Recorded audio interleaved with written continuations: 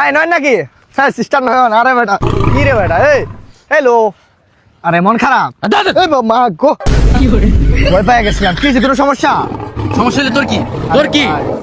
যেসব বন্ধু বান্ধব কলকাতায় তো প্রস্তুত, ওইসব বন্ধু বান্ধব দিন শেষে পোল্ট্রি মারলে কেমন দেখা যায় বল? আমি আর না ওই যে তুই যে আর মেয়েকে ভাই মিলে গানটা শুনোস না, এটা তোরা আমার উপর মানে লিখছে এটা। বল আমার বল। বিষয়টা হইতেছে আমার গার্লফ্রেন্ডের সাথে ঝগড়া লাগছে আজকে 15 দিন। স্বাভাবিক।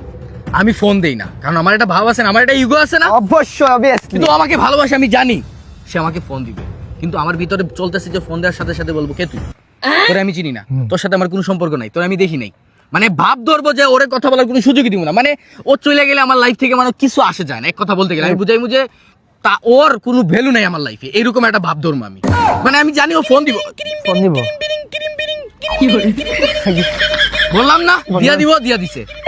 ফোন তো আগে সুন্দর ভাবে বেশি রাগারাগি। কি কি রাগারাগি করবো? উঠে বলবো যে আরে মহিলা মানুষ, রেসপেক্ট করিস, বেশি গালাগালি করিস না। ভাব নিস একটু আবার। কি এরকম ready 1 2 3 action. Hello, I love you, Nayon. I love you too. কি করো জান? মিস করতেছিলাম তোমারে অনেক।